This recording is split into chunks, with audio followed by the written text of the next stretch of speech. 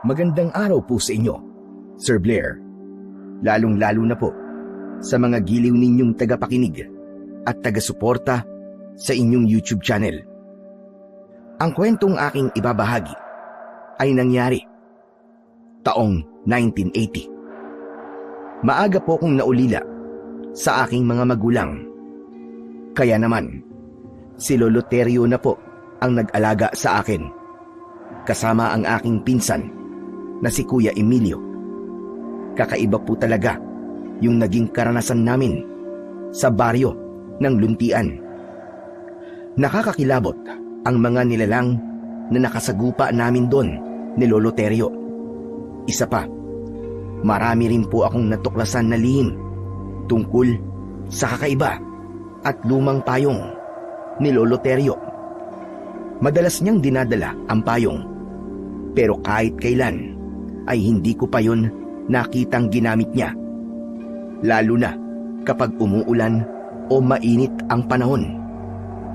Bago ko nga pala simulan ang aking kwento, ay nais ko lamang pong ipaalam sa inyo na ang lugar at pangalan na aking ginamit ay sadya ko pong binago upang mapangalagaan ang mga taong naninirahan doon.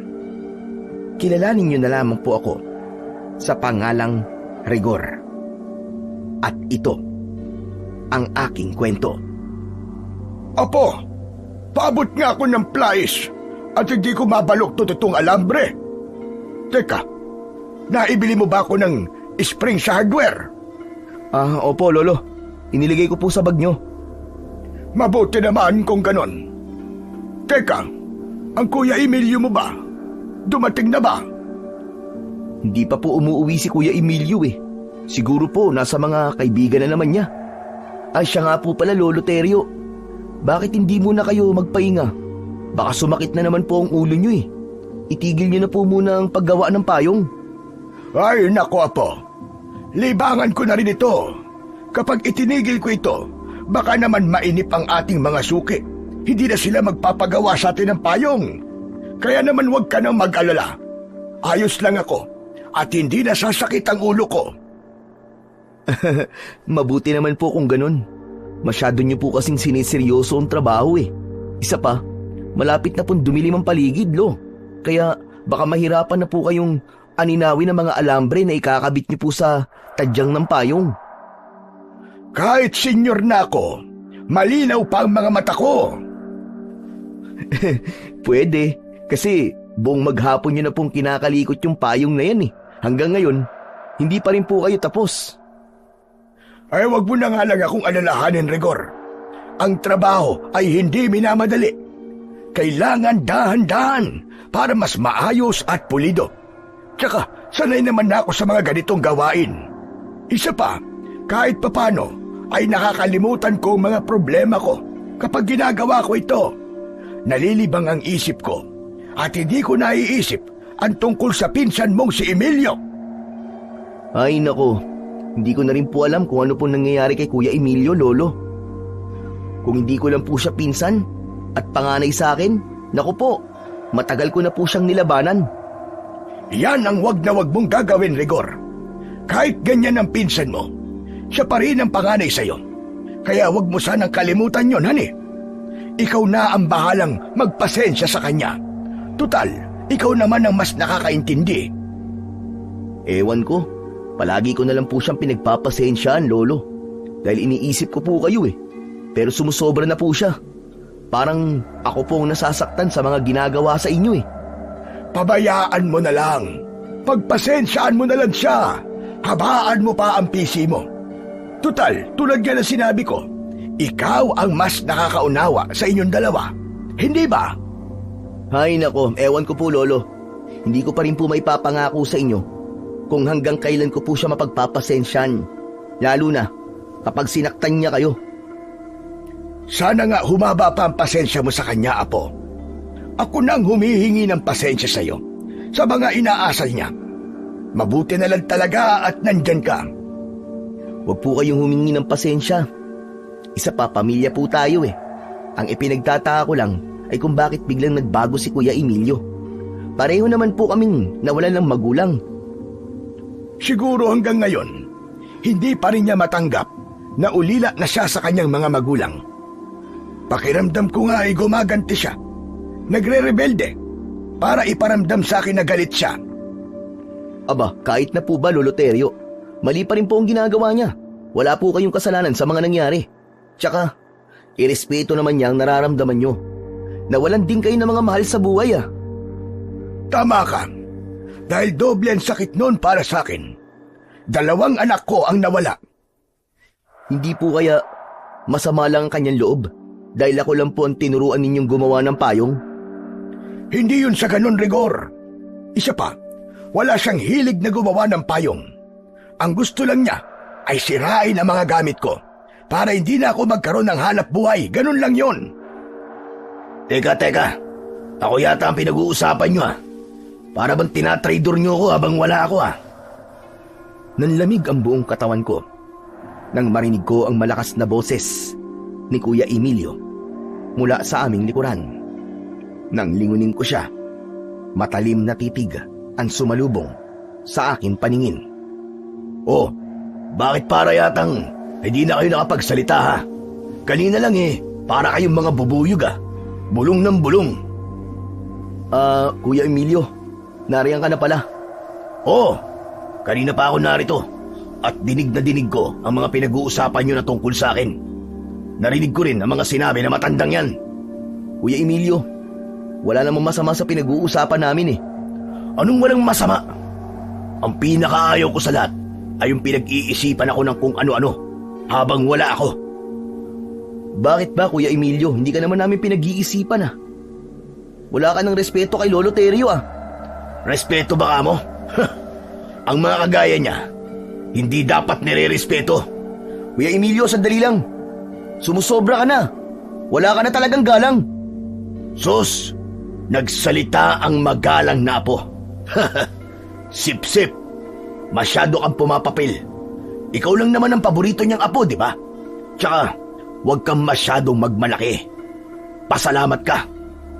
Hindi kita pinapatulan. Wala akong paboritong apo, Emilio. Alam ko lang kung sino ang mabuting tao sa akin. Huwag ka na magpaliwanag pa, tanda. Wala nang halaga yun. Tsaka, wala akong pakialam sa opinion mo. Wala kang karapatan na pagsalita ng ganyan si Lolo Terio. Dahil wala kang ambag sa buhay niya. Para kang walang utang na loob ah. Rigor po, tama na. Pabayaan mo na lang siya sa gusto niyang isipin. Hindi, Lolo eh. Sumusobra na yan eh. Hindi niyo dapat na hinahayaan na ganyan ang trato niya sa inyo. Wala naman po siyang dapat ipagmalaki sa inyo eh. Palamunin niyo lang din naman siya, di ba? Anong sabi mo? Bakit ba nakikialam ka ha? Ano bang gusto mong mangyari? Tumigil na kayo! Tama na! Tama na, Emilio! Wala ka pala eh. Puro ka lang palasatsat eh. Tama na sabi! Rigor, halika na. Tulungan mo na lang ako sa ginagawa ko na matapos na ito. Huwag mo nang sayangin pa ang oras mo dyan. Sayang lang pala ang oras nyo sa akin. Parang sinabi nyo na rin na wala akong kwentang kausap.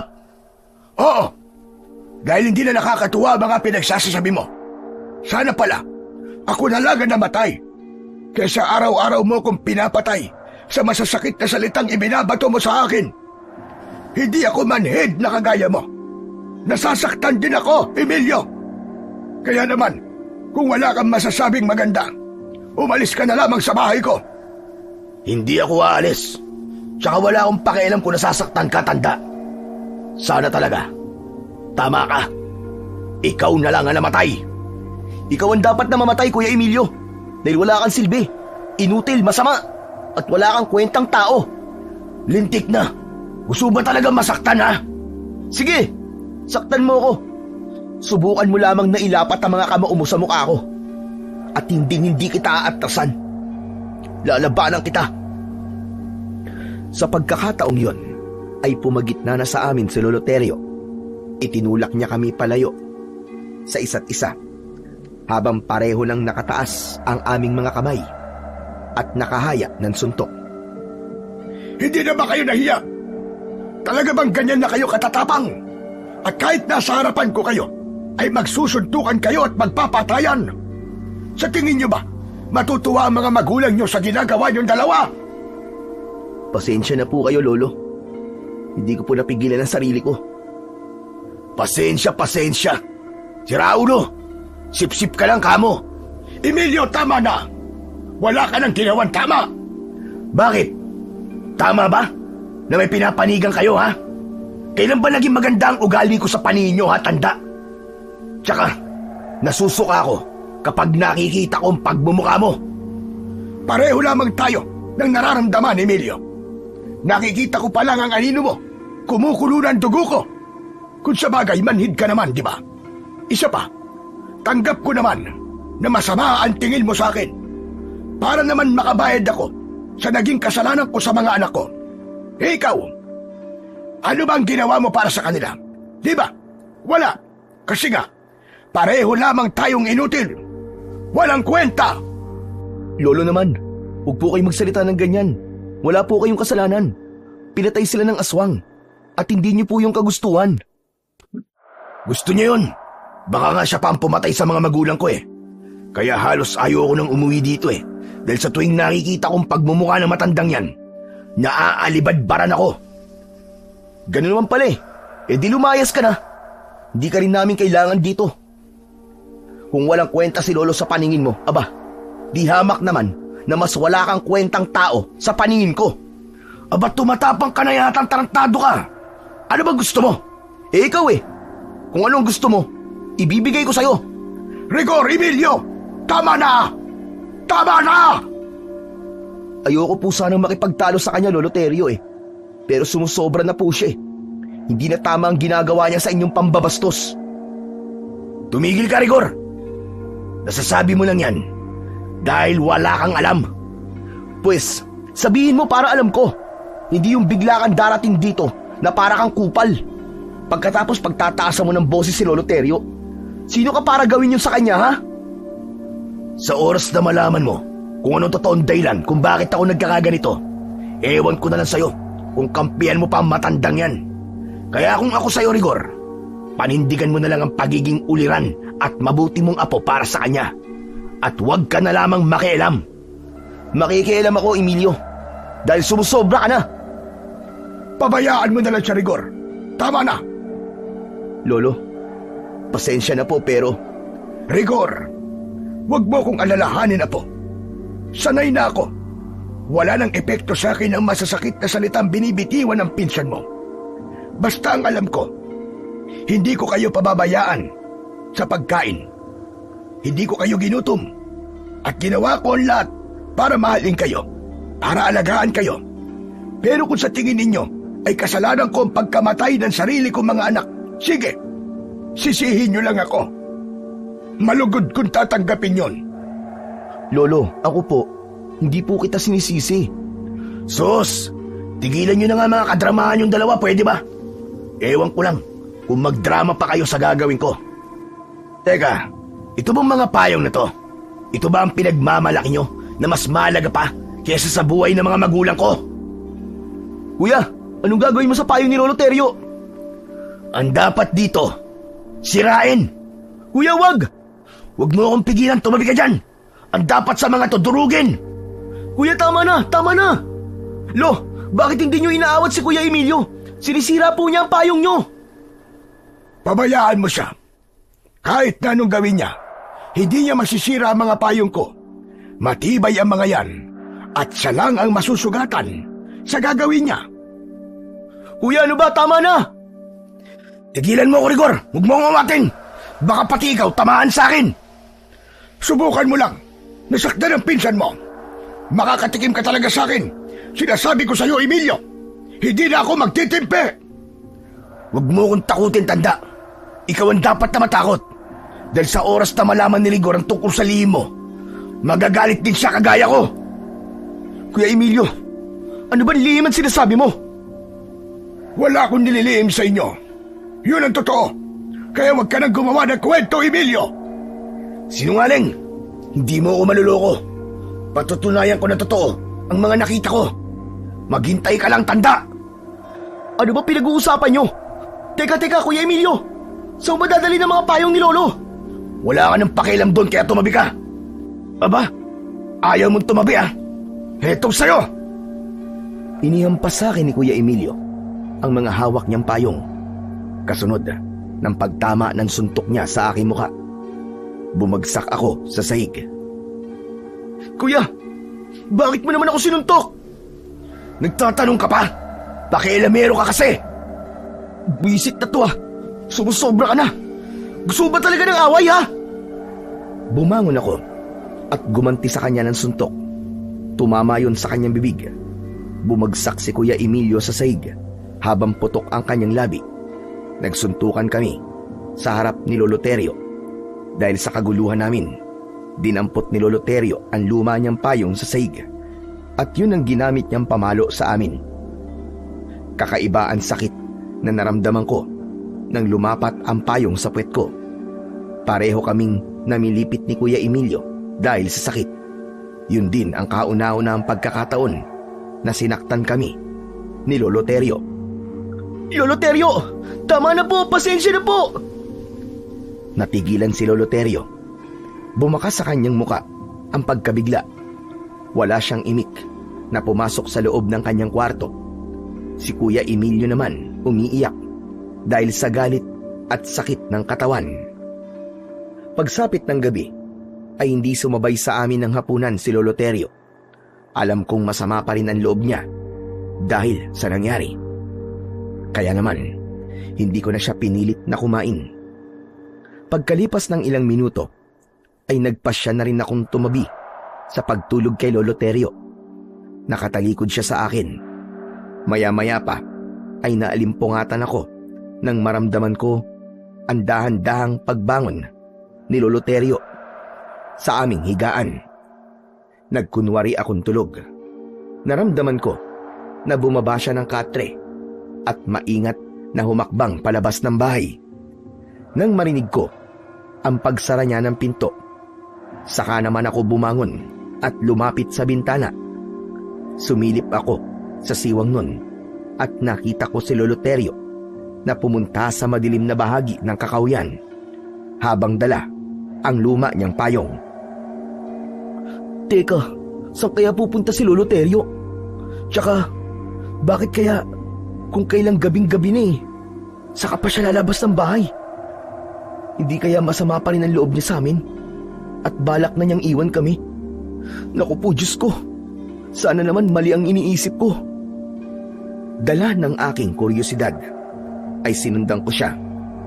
Maingat at magaan ang hakbang ng aking mga paa na tinahak ang daan papasok sa kakahuyan. Pagkalipas ng 10 minuto, nakita ko na tumigil si Lolo Terio sa kanyang paglalakad. Itinaas niya ang kanyang payong. Kaya nagmadali naman ako na pumunta sa likod ng puno para doon ay magtago. Ano kaya ang ginagawa ni Lolo rito? Tsaka, malayo na to sa bahay namin ah. Diyos ko, bakit kaya kinakabahan ako? Nagpalinga-linga ako sa paligid.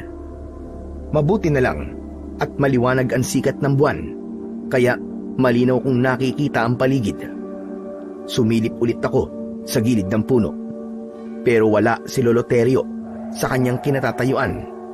Lumabas ako ng aking pinagtataguan. Hala, nasa na kaya si Lolo Terio? Nasaan kaya siya nagpunta? Bigla siyang nawala ah. Pambihira naman. Paano pa ako makakabalik nito sa bahay?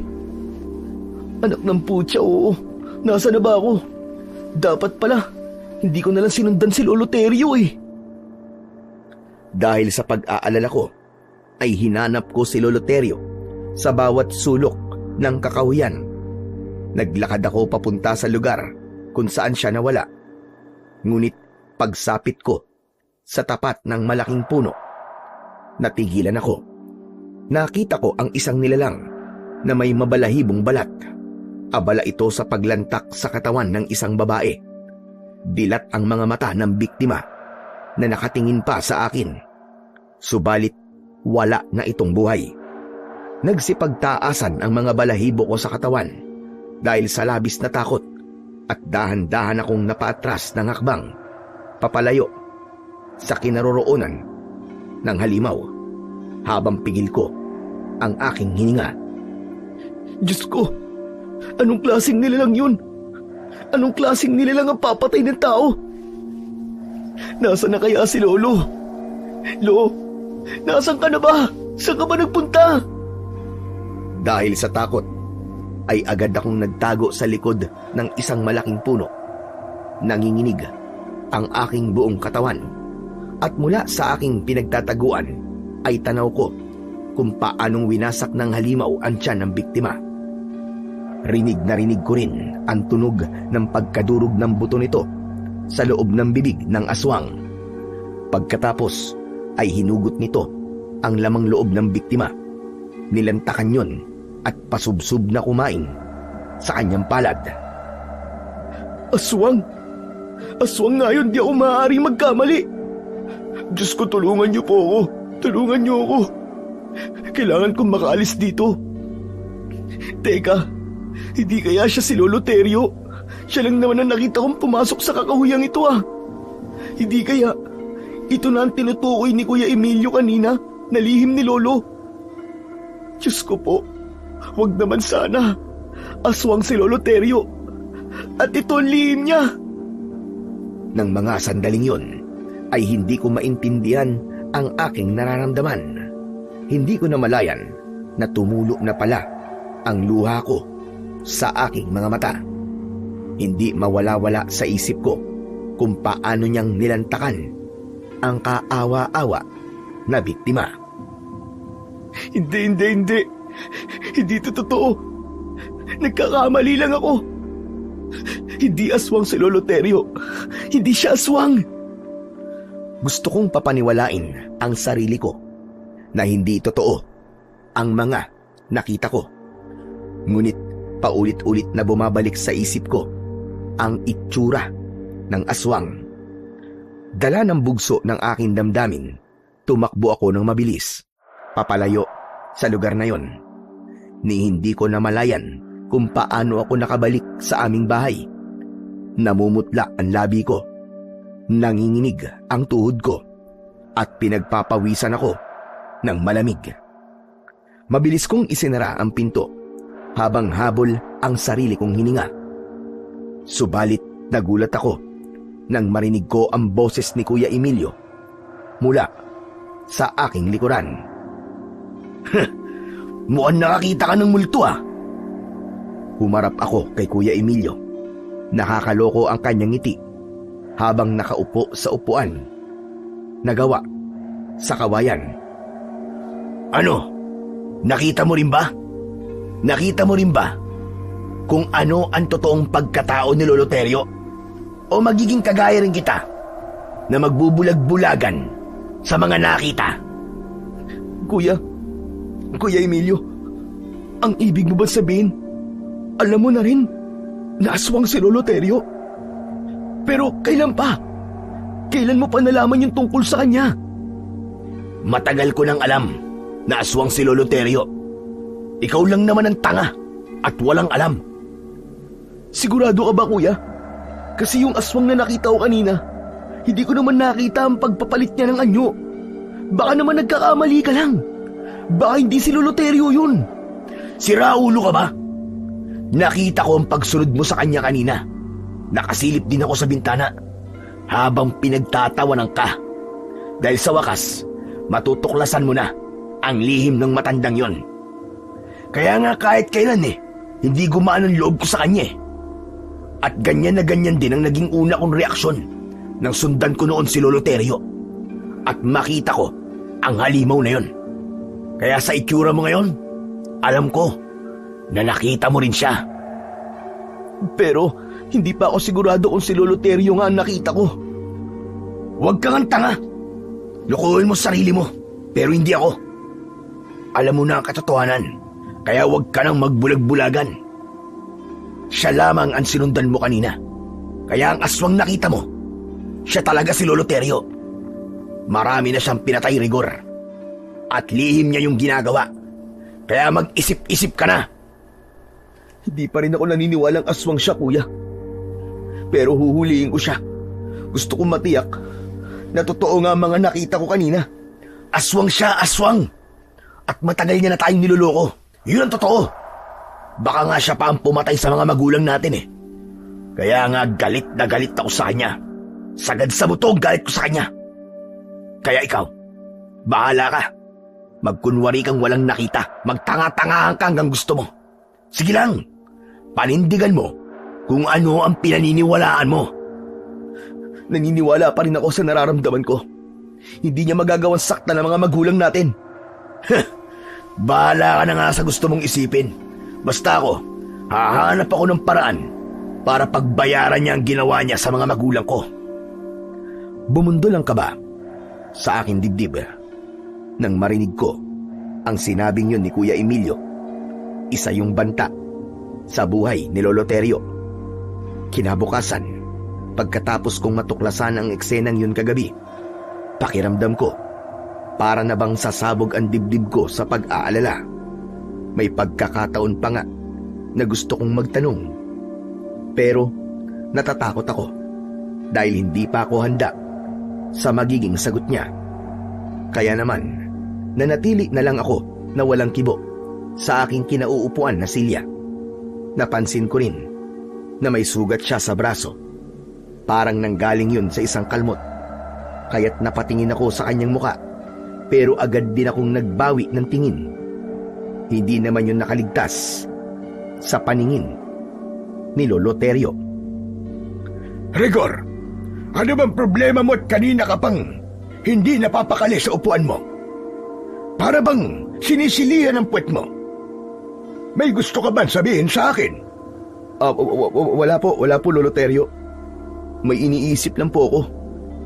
Ay siya, kalimutan mo na kung ano ang iniisip mo. Kumain ka na lang ng almusal at samahan mo kung pumunta sa Karatig Baryo. Baka marami nang magpapagawa ng payong sa atin doon. Lolo Terio, pwede po ba na hindi mo na ako sumama? Aba, bakit naman? Para bang ngayon lang kita narinig na tumanggi na sumama sa akin? Ano bang problema? Wala naman po akong problema, Lolo Terio. Pasensya na po kayo. Masama lang po talaga ang pakiramdam ko.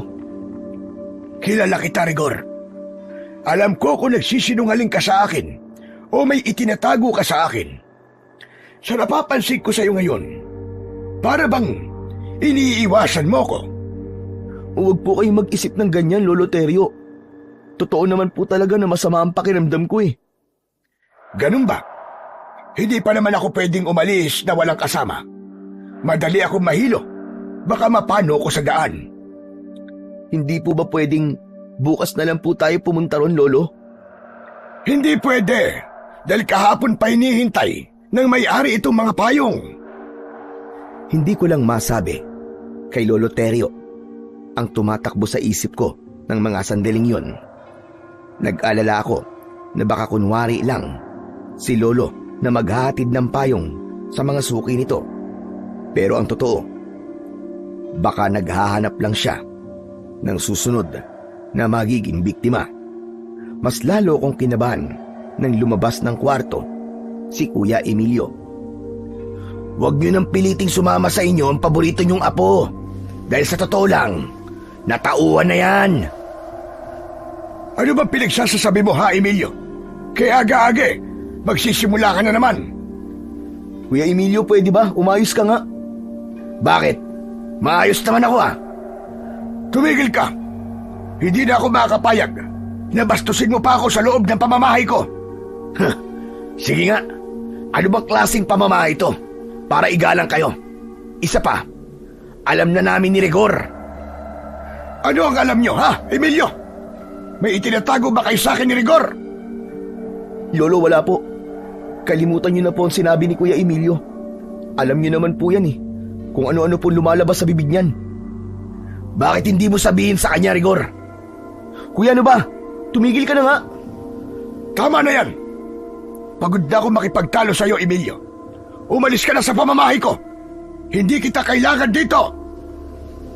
Lolo, huminahon po muna kayo. Huwag niyo pong palayasin si Kuya Emilio. Nabibigla lamang po kayo. Sus, kunwari ka pa. Baka nga mas masaya ka pa eh. Tsaka wala akong pakialam. kung palayasin ako ng matandang yan sa pamamahay niya, no? Mabuti naman, dahil hindi ko pagtitiisan ang ugali mo. Wala kang utang na loob, hayop ka. Huwag ka nang magpapakita sa akin. Talaga, sinong tinakot mo, tanda? Pagkasabi ni Kuya Emilio nun, ay lumabas na kagad siya ng bahay. Si Lolo Terio naman ay tuluyan ng naubos ang pasensya. Agad siyang umalis sa harap ng lamesa at pumasok sa loob ng kanyang silid. Sumunod ako kay Lolo Terio para kausapin siya. Lolo Terio, huwag niyo na lamang pong pansinin ang mga sinabi ni Kuya Emilio. Alam ko po na nabigla lamang po kayo sa pagpapalaya sa kanya. Tama ka, Rigor. Hindi ko gustong ginawa kong yun. Pero nasasaktan na talaga ako sa pagtrato niya sa akin. Pakiramdam ko ay inutil ako. Huwag niyo pong sabihin yan, Lolo. Ganito, ang mabuti pa po umalis na po tayo. Sasamahan ko na lang po kayo sa pagpunta sa kabilang baryo. Akala ko ba masama ang pakiramdam mo? Opo, pero mas kailangan niyo po na malibang para hindi po kayo mag-isip. Kaya tara na po, Lo, umalis na po tayo. Hindi ko alam kung bakit bigla kong naisip na sumama kay Lolo Terio. Dahil siguro sa nakita kong lungkot sa kanyang anyo. Hindi nagtagal ay pumayag din si Lolo Terio na umalis kami. Nagsimula kaming maglakad, dala ang mga payong. Pagkalipas ng kalahating oras na paglalakad, ay tumambad sa aming paningin ang itsura ng baryo. Napansin ko agad na marami ang buntis na babae sa lugar na yon. Mas lalong tumindi ang takot na nararamdaman ko dahil iniisip ko na may bago na namang mabibiktima, si Lolo Terio. Apo, napansin ko habang nasa daan tayo kanina, abay hindi ka nagsasalita, hindi ka nagtatanong. Para bang meron nang nagbago sa iyo? Ano po Naku Lolo, wala pong nagbago sa akin. Tsaka, huwag niyo po akong alalahanin. Masama lang po talaga ang pakiramdam ko kaya po ako ganito. Iniisip ko rin po mga sinabi ni Kuya Emilio kanina. Huwag kang mag-alala. Sanay na ako sa ugali niya tulad nga na sinabi ko sa'yo dati. Kanina lang ako napuno sa kanya. Tsaka, kahit na noon sabihin niya sa'yo, huwag mo siyang paniniwalaan. Wala naman siyang sapat na batayan. Lo, meron po ba kayong itinatago sa akin? Wala naman akong itinatago sa iyo, Apo. Sige na, bilisan mo na ang paglalakad at baka abutin pa tayo ng dilim sa daan. Lo, ano po bang gagawin natin dito? Maliban po sa paghatid ng payong ng mga nagpaayos po sa inyo. Maghahanap tayo ng bagong magpapagawa sa atin ng payong. Tsaka, hindi ko pa naman nalilibot ng buo ang baryong ito. Pansin ko po kasi na halos lahat po ng mga babaeng nakatira sa lugar na to buntis. Dahil ang baryong ito ay sentro ng mga pagkain ng aswang. Bigla akong kinabahan sa sinabing yun ni Lolo Terio. Pero bigla siyang tumawa. Teka, bakit naman bigla ka namutla? Binibiro lang naman kita. Hala, sige na. Lumapit tayo sa umpukan nila at baka gusto rin nilang magpagawa ng payong sa atin. Malay mo, hindi ba? Kahit sinabi ni Lolo Terio na biro lang yun, pakiramdam ko totoo yun. Kaya habang naglalakad kami ay hindi mawala ang kaba sa dibdib ko. Paglapit namin sa umpukan ng mga tao, napansin ko kagad ang masamang tingin ni Lolo Terio sa mga babaeng buntis. Sa palagay ko, sinusuri ni Lolo Terio ang galaw ng mga babaeng naroroon. Maya-maya pa ay may biglang lumapit sa amin. Isang babae rin na buntis. Nakatingin siya sa payong na dala ni Lolo Terio. Nakangiti ito at nagtanong kung magkano raw ang payong ni Lolo Terio. 80 na lang para sa'yo. Matibay ito at gawa sa purong aluminum. Humingi ng isang payong ang babae, pero masama ang tingin nito sa hawak na lumang payong ni Lolo Terio. Kaya naman lumapit ako sa kanila. Kailangan kong bantayan ang kilos ni Lolo Terio. Paglapit ko ay nahuli ko na masama ang tingin ng aking lolo sa tiyan ng babae. Mabuti na lang ay may lumapit na lalaki sa aming kinaroroonan. Inakbayan nito ang babaeng buntis. Saka nakangiting nakipag-usap kay Lolo Terio. Mabuti naman po at inihatid niyo na po ang payong ko, Tatay Terio. Aba, siyempre. Pasensya ka na kung natagalan. Heto nga, at bumili pa ng isang payong ang asawa mo. Teka, sandali lang. Ito na pala ang payong na ipinagawa mo sa akin. Magugustuhan mo yan. Mukhang bago na ulit. Aba, oo nga no. Mahusay ang pagkakagawa nito ah. Mukhang matibay. Muntik ko nang hindi makilala. Tamang-tama ito at malapit na ho ang tag-ulan. Sinipat-sipat pa ni Mang Arnold ang hawak niya na payong. Pero napansin ko rin ang pagsulyap niya sa lumang payong ni Lolo Terio habang nakatukod yun sa lupa. Teka, Tatay Terio. Parang mas maganda yata ang isang yan ah. Yan din ang gusto ng asawa ko eh. Nako, pasensya ka na. Ngunit hindi ko ito ipinagbibili. Pag sarili ko itong gamit, ala-ala pa to sa namatay kong mga anak. Abay, sayang naman ho. Balak ko sanang bilhin yan kahit magkano. Pasensya na talaga, Arnold. Pumili ka na lamang ng iba. Magkakapareho naman sila ng itsura. Kung gusto mo, babawasak ko na lamang ang halaga ng payong na magugustuhan mo. Biglang umasim ang muka ni Mang Arnold at dumilim ang anyo. Sa'yo nga ang gusto ko, Tatay Terio eh. Tsaka kung magdadala ka ng payong at hindi mo naman pala ipagbibili, aba, hindi mo na sana nilantad sa amin. Paano yan? At nagustuhan ng asawa ko. Baka makunan siya. Pero hindi ka rin naman siguro bulag. Nakita mo naman siguro na nakaiwalay ang payong ko sa mga payong na ibinibenta ko. Ang ipinagtataka ko lang, di hamak naman na mas maganda mga bagong payong na to kaysa sa luma kong payong. Bakit ba? Para yatang mas interesado kayo sa luma kong payong. Hindi na mahalaga kung bago o luma ang payong. Ang mahalaga, nagagamit pa at gusto ng asawa ko. Pasensya ka na talaga. Hindi ko naman alam na magugustuhan mo itong payong ko. Pero kagaya ng sinabi ko, hindi ko talaga ito ipinagbibili.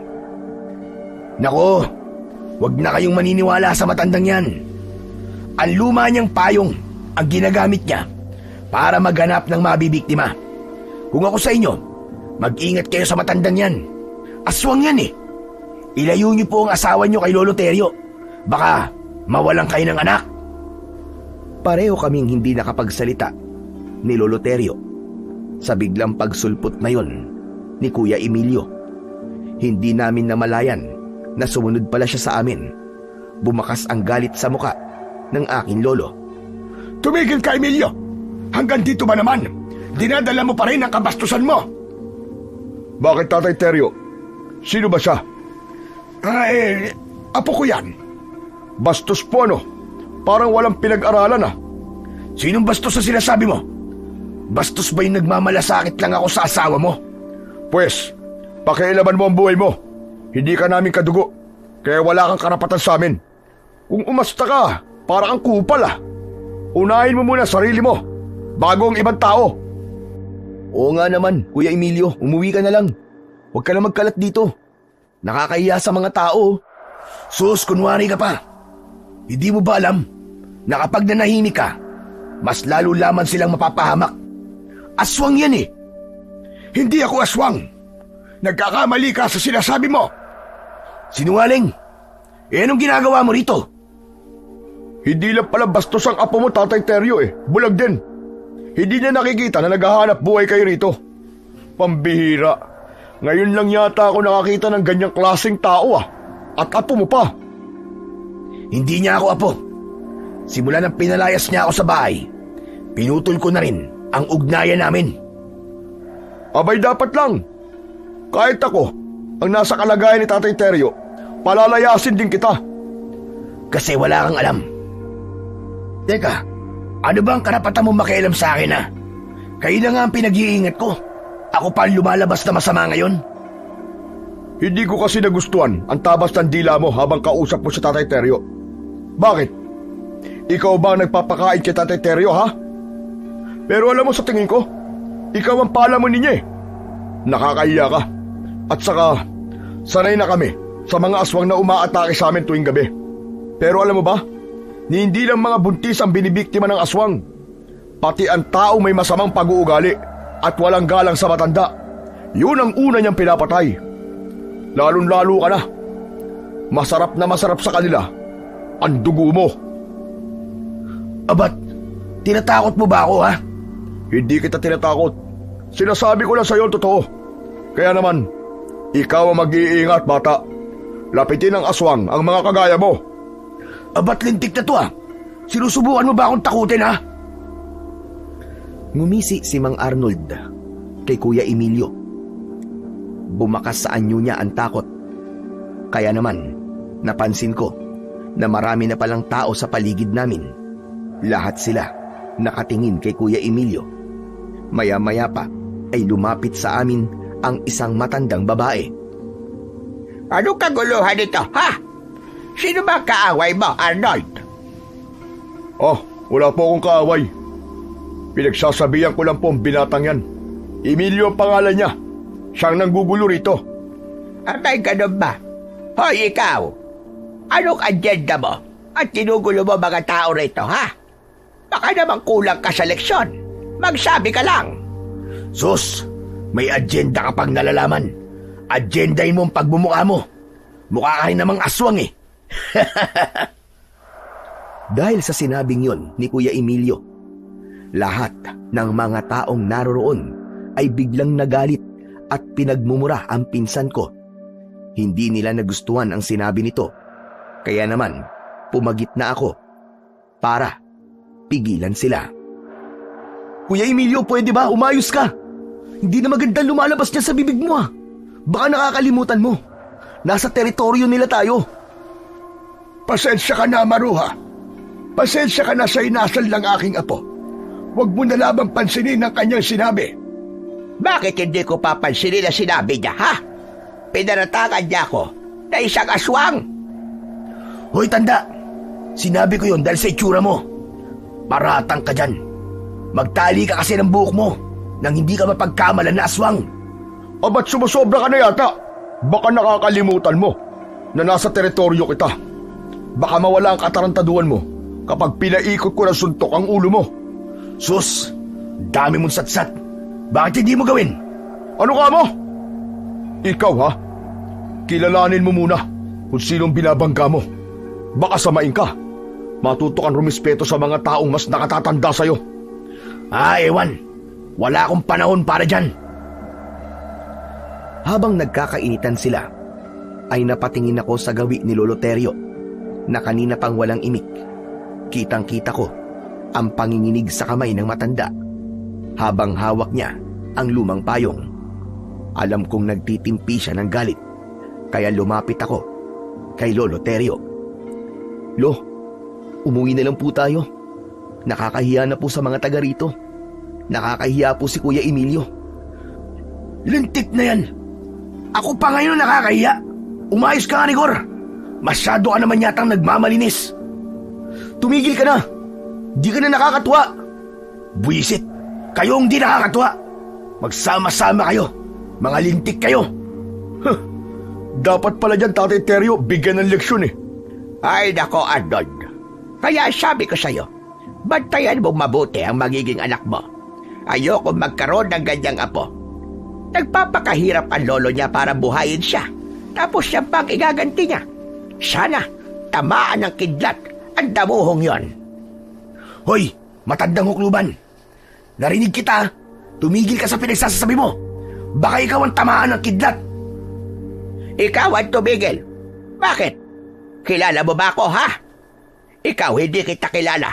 Pero sa ugaling nakikita ko sa'yo, masasabi kong wala kang kwentang tao. Ano ka mo? Ano sabi mo, tanda? Wala akong kwenta. Bakit? Kilala mo rin ba ako? Tama na. Tama na, Emilio. Wala ka ng galang. Wala ka ng pinagkatagdaan. Nakakahiya ka na! Dala ng labis na galit ni Lolo Terio. Sinuntok niya si Kuya Emilio. Bumagsak ito sa lupa at pumutok ang kanyang labi. Tama lang yan. Kapag bastos, dapat dyan patikimin ang suntok, pasabugin ang bunganga. Kulang pa nga yan eh. Dapat dyan, sunugin ang bibig. Mabilis na bumangon si Kuya Emilio. Saka dinuro si Mang Arnold. Alam mo, sa totoo lang, wala sana akong balak na sumunod dito eh. Kaya lang, nag-aalala ako sa mga taong taga rito.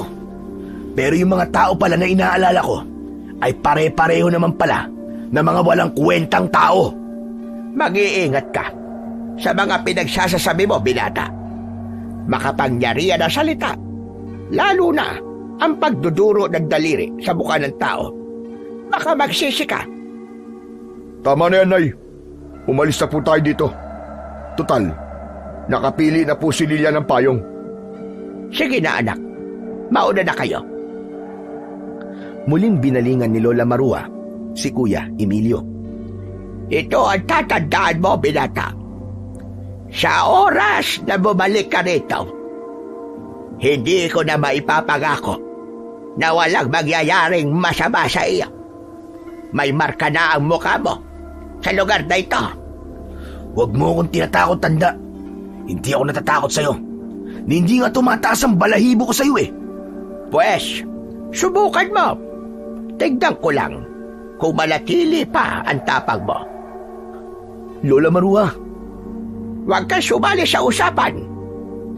Bantayan mo na lamang ang lalaki niyan. Nahuli ko ang nakakakilabot na pagngisi ni Lola Marua bago ito tuluyang umalis kasama ang mga tao na nakapalibot sa amin. Si Lolo Terio naman ay naunang naglakad na at iniwan kaming dalawa ni Kuya Emilio. Sinamaan ko siya ng tingin bago ako sumunod kay Lolo Terio. Wala kaming imikan sa daan. Pagkalipas ng kalahating oras na paglalakad, narating namin ang bahay. Pagpasok namin sa loob, ay agad akong umupo sa bangko. Si Lolo Terio naman ay tumayo sa gitna ng sala. Maya-maya pa ay pumasok si Kuya Emilio.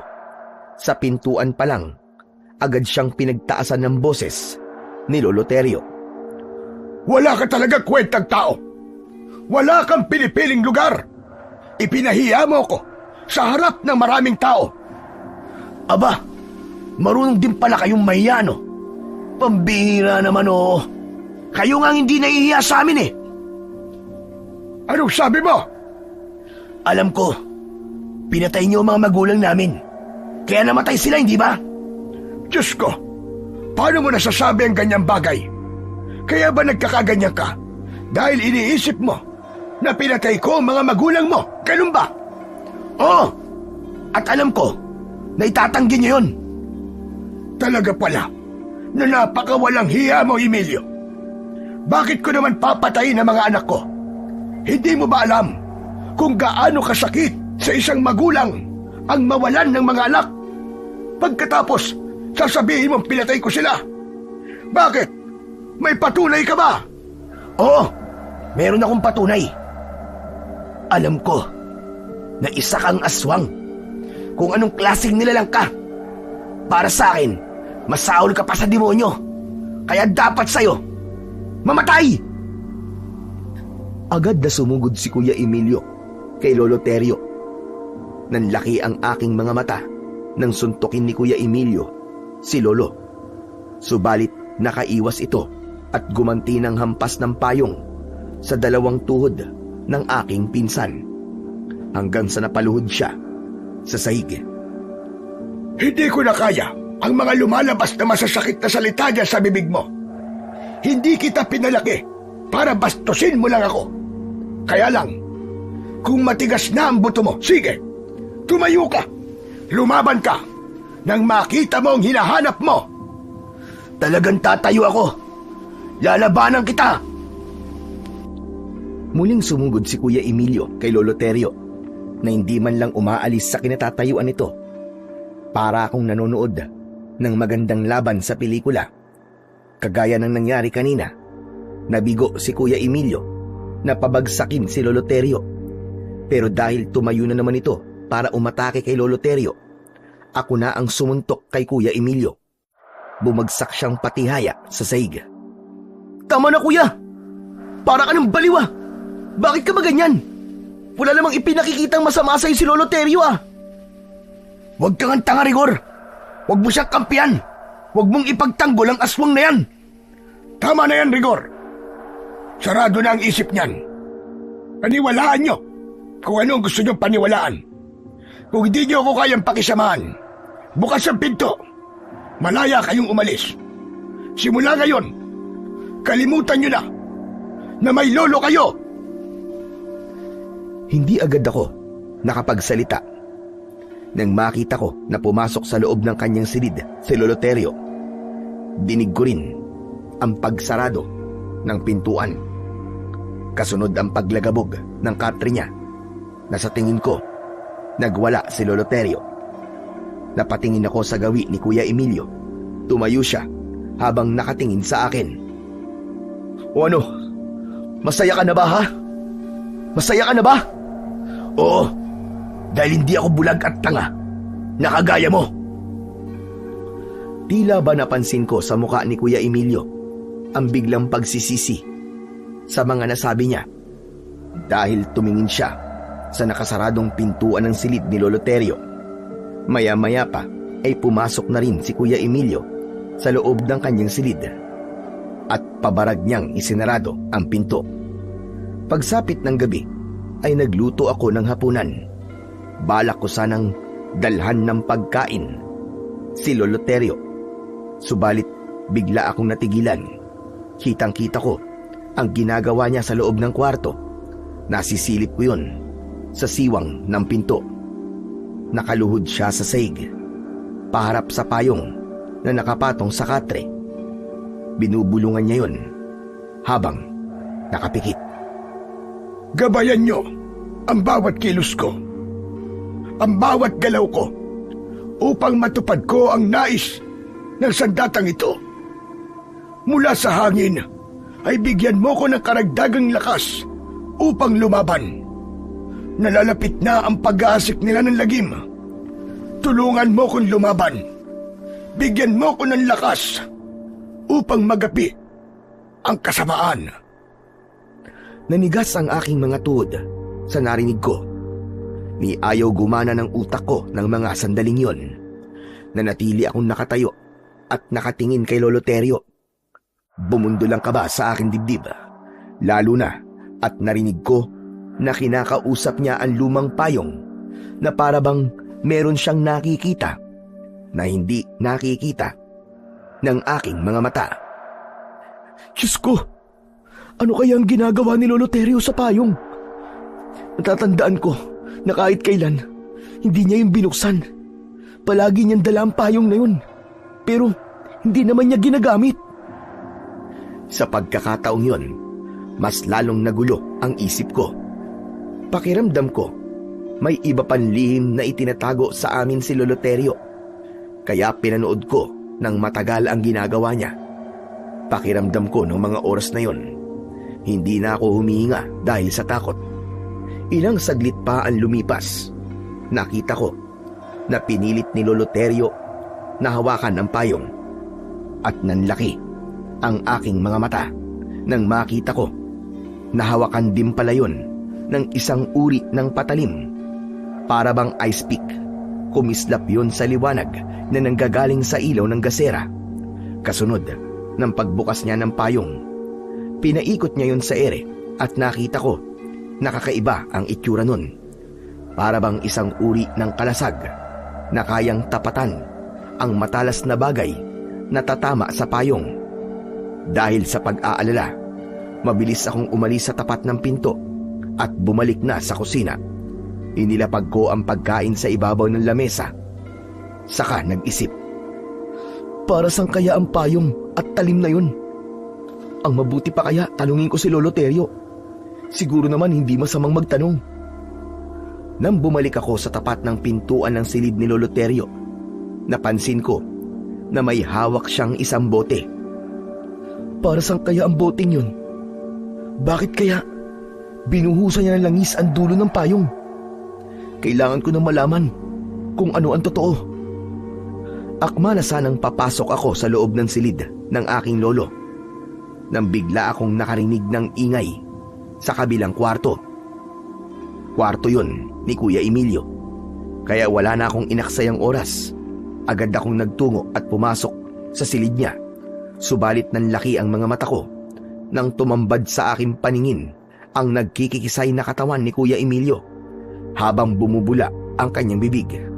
Nakatirik ang kanyang mga mata. Naninigas ang kanyang braso at binti habang nakahiga sa sahig. Mabilis ko siyang nilapitan at binuhat ang kanyang ulo para hindi tumama yon sa sahig. Kuya Emilio, gumising ka! Kuya Emilio, ano ba nangyayari sa'yo? Hindi ako nakatanggap ng tugon mula kay Kuya Emilio. Kaya naman ay sumigaw na ako. Lolo! Lolo Terio, tulungan niyo po ako! Si Kuya Emilio! Lolo! Si Kuya Emilio po, may nangyayari sa kanya! Mabigat na yabag ng paa ang narinig ko na papalapit sa aming kinaroroonan. Pumasok si Lolo Terio at agad niyang nakita ang nakahandusay na si Kuya Emilio. Bakit? Ano nangyari? Lo, nakita ko po siya rito. Nakahiga po sa sahig. Hindi ko po alam kung ano nangyayari sa kanya eh. Ano pong gagawin natin? Huminahon ka muna, Rigor. Kailangan natin makapag-isip na maayos. Sa tingin ko, pinaglalaruan siya ng orasyon ng aswang. Ano po? Orasyon ng aswang? Saglit akong nag-isip, pero bigla kong naalala ang mga nakita ko kanina. Bumundol ang kaba sa aking dibdib. Tumayo ako at lumapit kay Lolo Terio. Lolo, magsabi nga po kayo na totoo sa akin. Kayo po bang may gawa nito sa kanya? Kayo po bang nanakit kay Kuya Emilio? Pambihira. Talaga bang iniisip mo na kaya kong saktan si Emilio, Harigor? Wala akong ginagawa sa kanya. Wala akong kinalaman dyan. Nag-iisip nga ako kung paano ko siya pagagalingin laban sa orasyon ng aswang na sumanib sa kanyang katawan. Pagkatapos pag-iisipan mo ko na masama. Huwag na po kayo magkunwari, Lo. Alam na po namin ni Kuya Emilio kung ano po ang totoo. Magsabi na po kayo na totoo sa akin. Gusto ko pong isipin na nagkamali lang po ako sa mga nakita ko nang gabing sinundan ko po kayo. Tatanungin ko po ulit kayo, Lolo. Kayo po bang may gawa nito sa pinsan ko? Wala akong ginagawang masama kay Emilio. Nagkakamali ka sa iniisip mo, Rigor. Hindi ako masamang tao. Pero Lo, nakita ko po kung paano niyo po kinain yung tao dun sa kakauyan. Nakakatakot po ang itsura niyo. Isa kayong aswang. Hindi ako aswang, Rigor. Sana nga. Pero hindi pa puron matatapos ang hinala ko na aswang kayo. Kanina po, sa loob ng kwarto nyo, narinig ko po na binubulungan niyo po ng orasyon ng luma niyong payong. Pagkatapos, ay nagkaganito na po si Kuya Emilio. Paano niyo po yun may papaliwanag sa akin, ha? Ngayon po yung sabihin niyo, kung wala bang katotohanan ng mga nakita ko. Totoo ang lahat ng mga nakita mo sa loob ng aking silid. Pero yung sa kakauyan, hindi ako yon. Dahil hindi ako aswang. O baka naman, kaya ka nagkakaganyan ay dahil naniniwala ka na sa mga pinagsasasabi ni Emilio, Harigor. Ikaw ang higit na nakakakilala sa akin. Pinaniwalaan ko lamang po kung ano ang mga nakita ko. Hindi po ako maaaring magkamali sa mga nakita ko, Lolo. Alam ko pong may kakaiba sa inyo. Aswang po ba talaga kayo? Ilang beses ko ba sasabihin sa'yo na hindi ako aswang? Hindi ako aswang, Rigor. Maniwala ka. Kung hindi po kayo isang aswang at hindi kayo may gawa nito kay Kuya Emilio, pagalingin niyo po ang pinsan ko. Pagalingin niyo po si Kuya Emilio. Dahil sa totoo lang, hindi ko na po alam kung ano ang paniniwalaan ko. Pero sa ngayon, hindi po muna ako maniniwala sa mga sasabihin niyo sa akin. Pagkasabi ko nun, ay iniwanan ko si Lolo Terio sa loob ng silid ni Kuya Emilio at pumasok ako sa aking silid.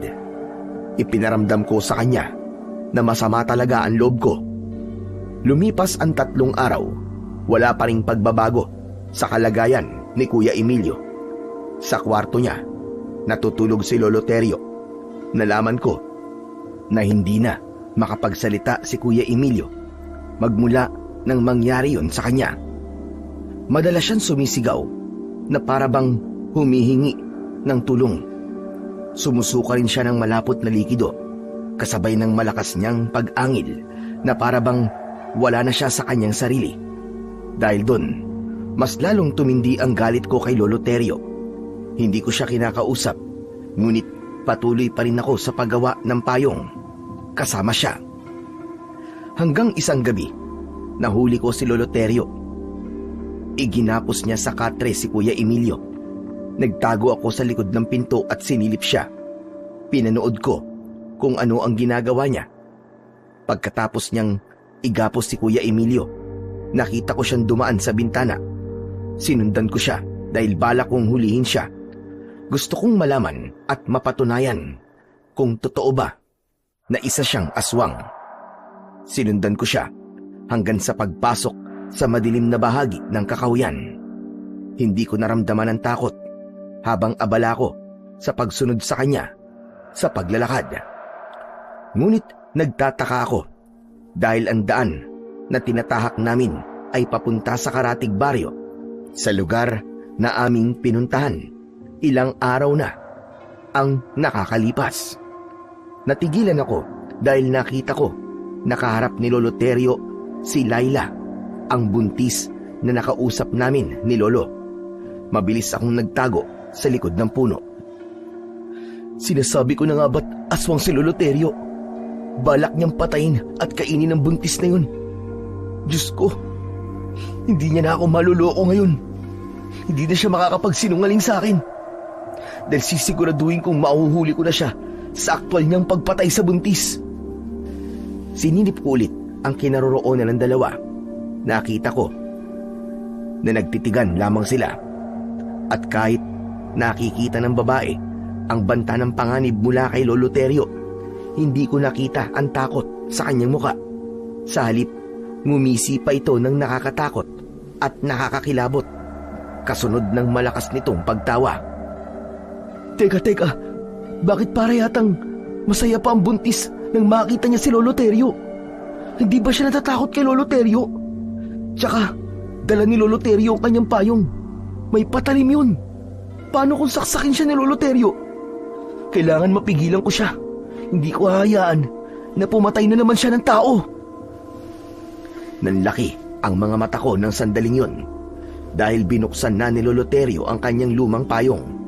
Kasunod ng paghugot niya ng talim mula sa hawakan nito, bumundol ang kaba sa aking dibdib. Nang mapansin ko, nasasaksakin niya ang babae. Hindi na ako nag-aksaya ng oras. Mabilis akong tumakbo papalapit sa kinaroroonan ni Lolo Terio. Lolo, wag! Wag niyo siyang papatayin! Rigor, anong ginagawa mo rito? Hindi ka dapat nandito. Bumalik ka na. Sige na, bumalik ka na sa bahay. Bilisan mo! Kailangan ko po kayong pigilan. Huwag niyo po papatayin ng buntis. Maawa po kayo sa sanggol. Nagkakamali ka, Rigor. Bumalik ka na sa bahay. Tumakbo ka ng mabilis at huwag ka nang lilingon. Saka na ako magpapaliwanag. Sige na, umalis ka na, Apo! Nagkamali ako sa aking hinala. Nasasaksakin niya ang buntis. Dahil saktong paglapit ko kay Lolo Terio ay nakita ko rin ang pagbabagong anyo ng babaeng buntis. Umalingaw-ngaw ang malakas niyang halakhak at sa paglantad ng kanyang itsura, nakilala ko ang nilalang. Teka Lo, siya po ang aswang na nakita kong pumatay sa babae sa kakahuyan. Pero ang buong akala ko ay kayo po yun. Kaya nga umalis ka na, Apo! Iwan mo na ako rito! Bilisan mo! Huwag na matigas ang ulo! Bilisan mo na! Hindi Lo, hindi po kita iiwan dito. Sige na! Huwag na sabing matigas ang ulo mo eh! Papatayin ka niya at nararamdaman ko na hindi siya nag-iisa. Kailangan ko lang talagang gawin ito para gumaling na ang pinsan mo. Bilis, tumakbo ka na! Hindi ka dapat nandito!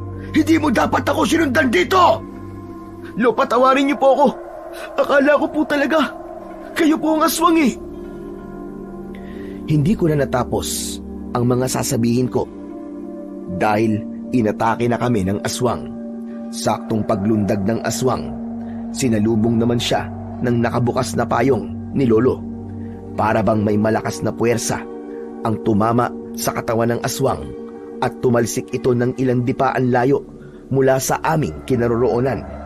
Nakita ko na bumagsak siya sa lupa pero agad din na nakabangon. Sumugod ulit siya sa amin pero sinalubong siya ng saksak ni Lolo Terio gamit ang dulo ng payong. Kasunod ng pagsaksak niya sa leeg nito gamit naman ang talim sa hawakan ng payong. Nagkikikisay ang aswang dahil sa labis na sakit. Hindi ako makapaniwala sa husay ni Lolo Terio pagdating sa pakikipaglaban. Nang muli siyang saksakin ni Lolo Terio, bumagsak sa lupa ang aswang at nasunog ang kanyang katawan. Lolo, napatay niyo po ang aswang. Ang galing niyo po.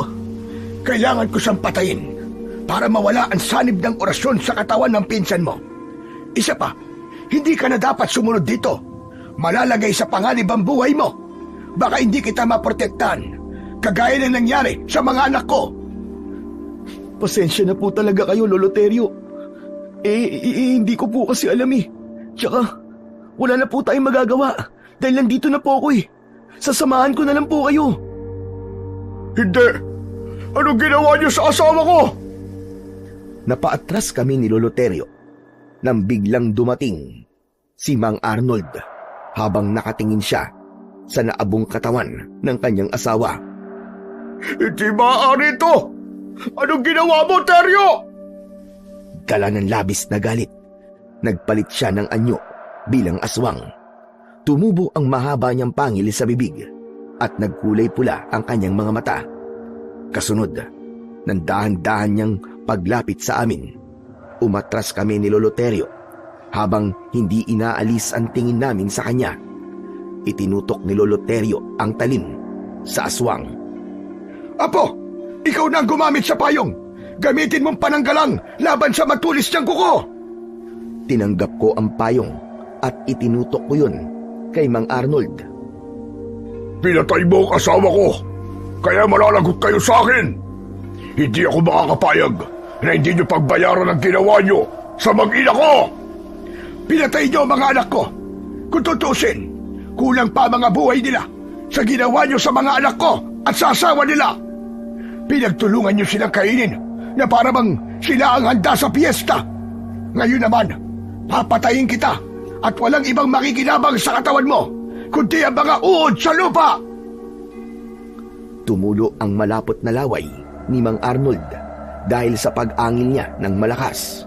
Kasunod ng pagbuka ng kanyang bibig at pagtingala niya sa langit na para bang nagtatawag siya ng magiging kasama. Hindi ko hahayaan na makapagtawag ka pa ng kasama. Agad na kumilos si Lolo Terio. Mataas siyang tumalon. Pagpatak niya sa lupa, diretso ang pagbaon niya ng talim sa dibdib ni Mang Arnold. Ngunit gumanti ito ng suntok kay Lolo. Tumama yon sa ilalim ng panga ni Lolo Terio, kaya't bumagsak siya sa lupa. Ako naman ang sumugod kay Mang Arnold gamit ang dulo ng payong. Inatake ko siya ng saksak sa leeg. Umangin ito ng malakas na para bang hindi ito nasaktan. Gumanti siya ng suntok at nasalag ko yun gamit ang payong. Nasaktan ang kanyang kamao, kaya nakahanap ako ng pagkakataon. Agad ko siyang sinipa sa maselang bahagi ng kanyang katawan. Nang bumanuktot siya sa labis na sakit, itinarak ko naman ang dulo ng payong sa kanyang batok. Bumagsak siya sa lupa ng padapa. Ako ang tatapos sa kanya po! Bumangon si Lolo Terio at niluhuran niya sa likod ang aswang. Paulit-ulit niyang pinagsasasaksak ang likod nito gamit ang talim sa hawakan ng kanyang payong. Sa pangalawang pagkakataon nasaksiyan ko ang nasunog na katawan ng aswang. Tumayo si Lolo Terio. Nangihina siyang tumingin sa akin. Saka ko naman ibinigay sa kanya ang payong dahil inakala namin na wala ng kalaban. Naging kampante kami ni Lolo Terio, kaya hindi ko naiwasan ang pagtama ng kuko ng aswang mula sa aking likuran. Kasunod ng malakas na pagkagat at pagbaon ng pangil niya sa aking braso. Bumagsak ako sa lupa habang namimilipit sa sakit. Pilit kong tinatanggal ang bibig ng aswang sa braso ko, ngunit hindi yun maalis-alis. Ramdam na ramdam po ang pagsipsip niya ng dugo sa aking sugat. Rigor! Apo ko! Dala ng labis na galit ng aking lolo, inatake niya ang aswang. Pinugutan niya ito ng ulo hanggang sa masunog na ang katawan nito. Nang lumapit sa akin si Lolo Terio, inalalayan niya ako na tumayo. Ayos ka lang ba? Diyos ko! Ano ba ito? Malalim ang sugat mo. Kailangan magamot kagad ang sugat mo, Apo, bago pa kumalat ang laso ng aswang sa katawan mo. Halika na! Kailangan na nating umalis dito! Habang tinatahak namin ang daan, ay patindi ng patindi ang sakit na nararamdaman ko sa aking sugat. Tumitibok-tibok yun na parabang may mga insekto sa loob ng aking laman. Lo, ang sakit po. Hindi ko na po kayang tiisin. Tulungan niyo po ako. Basta tiisin mo lang. Tutulungan kita, Apo. Sige na, mas bilisan pa natin ang paglalakad. Mabuti na lang at maliwanag ang sikat ng buwan ng mga sandaling yon. Kaya naman nakikita namin ang aming nilalakaran. Habang naglalakad kami, ay panay ang paghingi ko ng tawad kay Lolo Terio. Tama na. Huwag ka nang magsalita. Naiintindihan kita, Apo. Ang mahalaga, magamot kagad kita. Lakasan mo lang ang loob mo. Paglabanan mo ang sakit. Habang naglalakad kami ng mga sandaling yon, ay naramdaman ko ang pag-agos ng mainit na likido sa braso ko. Nanlalabo na rin ang aking paningin, ngunit tinatagan ko ang aking loob. Pagkalipas ng ilang minuto, sa wakas ay narating na namin ang bahay. Pagpasok namin sa loob, agad na kumilos si Lolo para gamutin ang mga sugat ko. Aray! Lolo Terio! Bakit po nagkaganito? Nangingitim at namamagana po ng palibot ng sugat ko sa braso. Saka nagnanaknak na rin. Paano po nangyari to? Dahil yan sa laway ng aswang. Unti-unting lumalaki ang sugat kapag hindi yan naaagapan. Lolo Terio, ano pong gagawin natin? Kailangan patayin ang lason sa pamamagitan ng pagpapaso. Pababagahin ko ang talim ng payong ko, saka ilalapat yun sa sugat mo. Ano po? Pero mainit yun na. Walang ibang paraan, Rigor.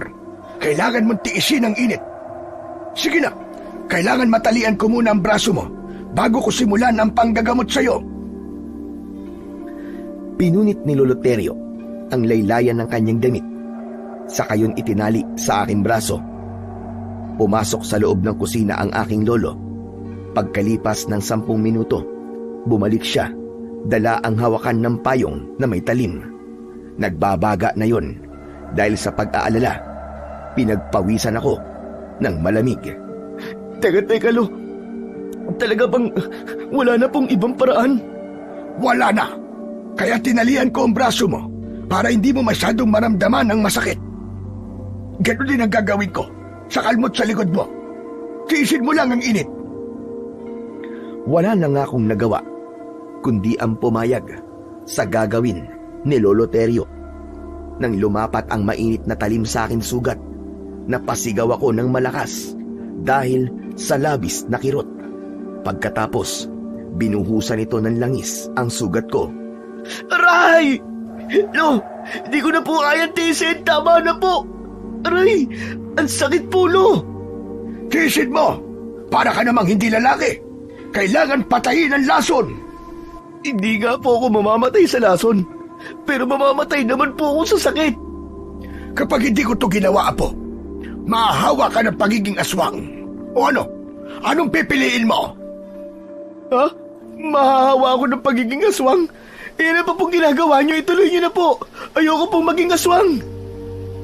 Nang matapos si Lolo Terio, sa panggagamot sa akin, saka lang ako nakahinga ng maluwag. Lolo, ano po bang klaseng aswang ang nakasagupa po natin kanina? Sila ang mga aswang na tamawo. Ano po? Aswang na tamawo? Saan po sila nagmula? Nagmula sila sa mundo ng mga engkanto. Sila ang isinumpang nilalang sa mundo nila. Paano po silang nakalabas po sa mundo nila? Kumukuha sila ng buhay bilang kapalit. Sila rin ang mga aswang na pumatay sa mga magulang ninyo ni Emilio bilang alay sa paglabas nila sa mundo nila. Mapanganib sila dahil balak nilang palitan ng mga tao sa mundo natin. Nagpaparami sila ng lahi para gamitin laban sa atin. Kaya kung mapapansin mo, sa lugar na pinuntaan natin, lahat ng mga babaeng nakatira sa baryong yon ay buntis. Ano po? Kung ganun po, lahat po ng mga babae sa lugar na yon ay mga tamawo? At lahat po sila ay mga aswang? Nakuha mo! Kaya nga matagal ko na silang minamatyagan sa baryong yon. Ang mga payong na ginagawa ko at ibinibenta sa kanila ay may kasamang lason.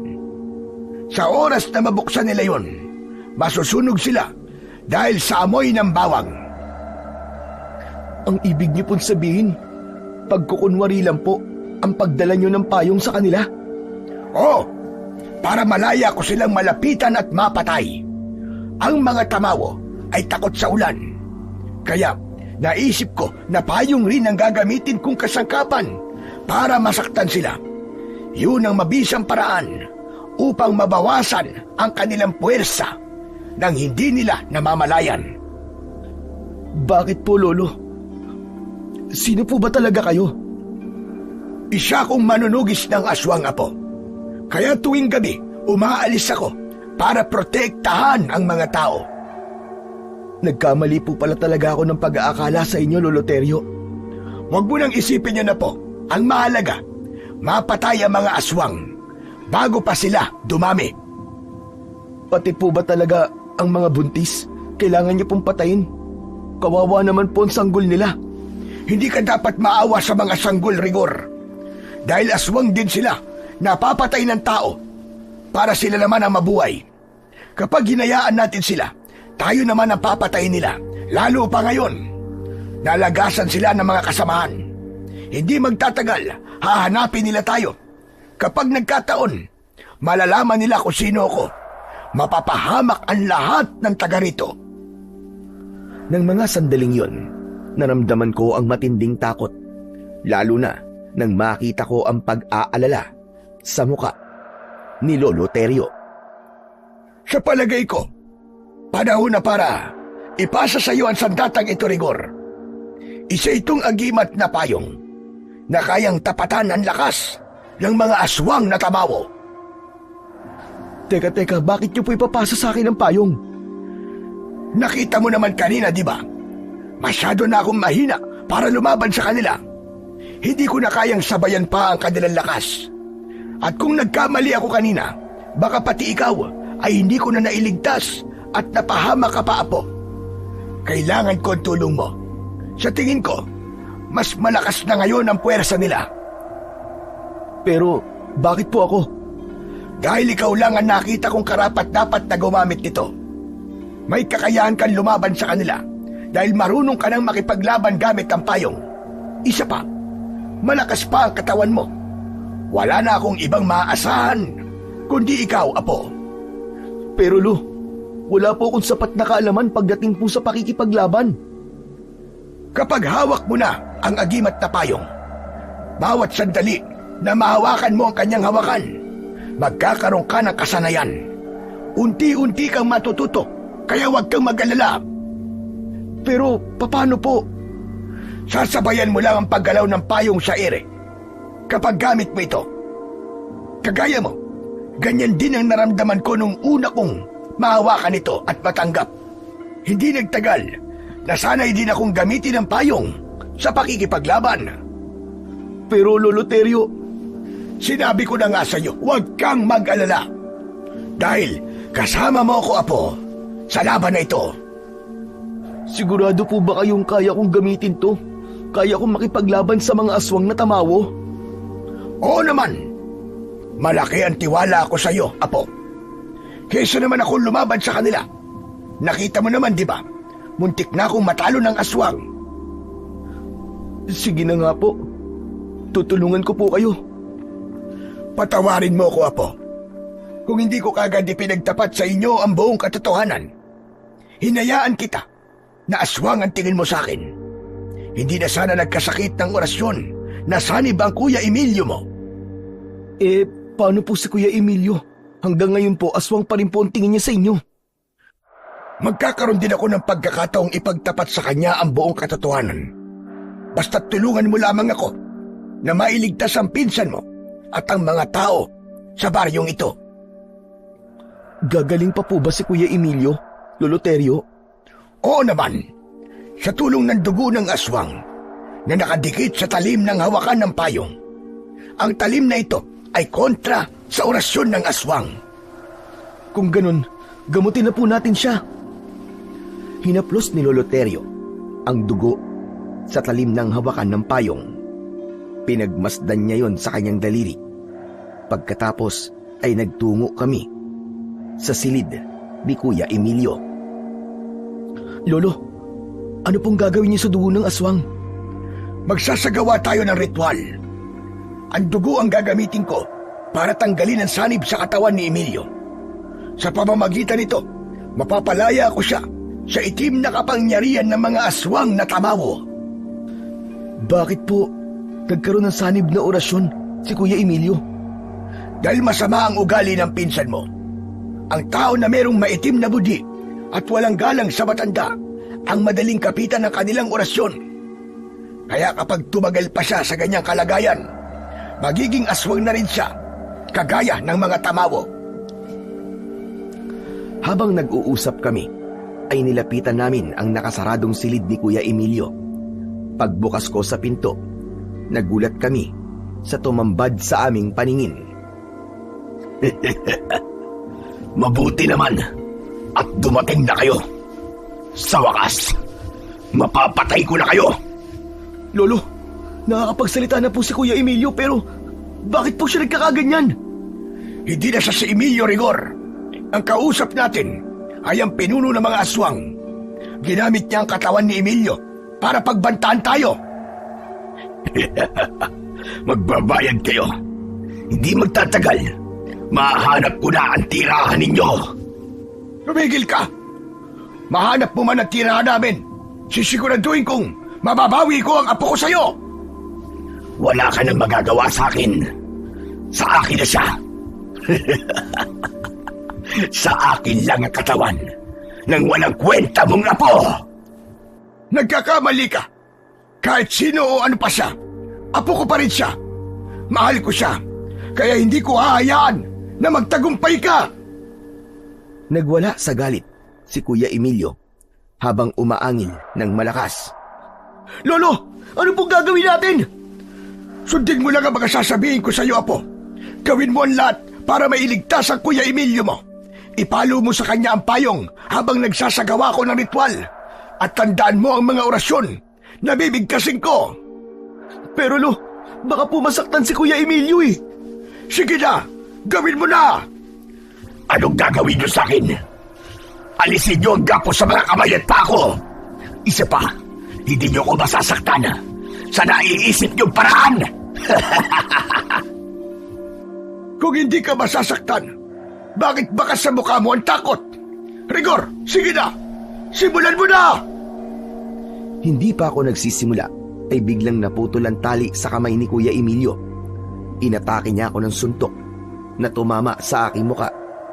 Ngunit gumanti ako sa kanya ng hampas ng payong. Tumama yon sa kanyang leeg. Bumagsak siya sa katre, habang si Lolo Terio naman ay ipinagpatuloy ang pagsasagawa ng ritual. Sige, paluin mo siya ng paluin na po. hanggang sa kusa ng lumabas ang sanib ng orasyon sa katawan ni Emilio. Ginawa ko ang sinabi ni Lolo Terio. Hindi ako tumigil sa paghampas ng payong kay Kuya Emilio. Subalit nahawakan niya ang payong ko. Nakangisi siyang tumayo. Kaya nga ginamit ko ang katawan ni Emilio para hindi kayo magtagumpay na tanggalin ang sanib ng aking orasyon sa katawan niya. Kasunod ng pagtayo ni Kuya Emilio, sinuntok niya ako sa sikmura. Bumagsak ako sa sahig. Umalingaw-ngaw ang tawa ni Kuya Emilio, pero bigla siyang sinunggaban ni Lolo Terio. Rigor, bumangon ka! Kailangan nating maigapos ulit si Emilio. Bilisan mo, tulungan mo ako rito. Hindi tumatalab sa kanya ang ritual ko. Masama na ito. Malakas na ang kapit ng orasyon ng aswang sa kanyang katawan. Ano? Natatakot na ba kayo? Pagkatapos ng malakas na tawa na yon ni Kuya Emilio, ay dali-dali niyang sinugod si Lolo Terio at nasakta na niya. Bumagsak rin ito sa sahig. Pagkatapos ako naman ang binalingan niya. Tumama sa aking muka ang kanyang suntok. Pumutok ang aking labi, habang si Lolo Terio naman, dumugo ang kilay. Lo, ayos lang po ba kayo? Sige na, lapitan mo ng Kuya Emilio mo. Hampasin muli siya ng payong. Humarap ako kay Lolo Emilio at kinausap ko siya. Kuya Emilio, gumising ka! Ako to si Rigor! Ako to, kuya! Huwag ka magpapatalo sa tukso ng kadiliman, lumabang ka! Pigilan mo ang sarili mo! Paglabanan mo! Wala ka nang magagawa dahil si Emilio mismo ang pumili sa akin. Inuutusan kita, demonyo ka! Umalis ka sa katawan ng apo ko! Wala akong ibang sinusunod kundi ang utos ng aking Panginoon. Hindi ko kayo tatantanan kasama ng mga biyag na dinala namin para patayin sa harapan nyo. Humanda kayo dahil hindi magtatagal. Nasa labas na ako ng bakuran nyo. Papatayin ko kayo. Papatayin ko kayong lahat. Nang mga oras na yon, tila nagbago na ang katauhan ni Kuya Emilio. Hindi niya na ako nakikilala at nagbago na rin ang kanyang anyo. Maitim ang palibot ng kanyang mga mata. Maitim din ang kanyang labi. Ganon din ang kanyang mga ngipin.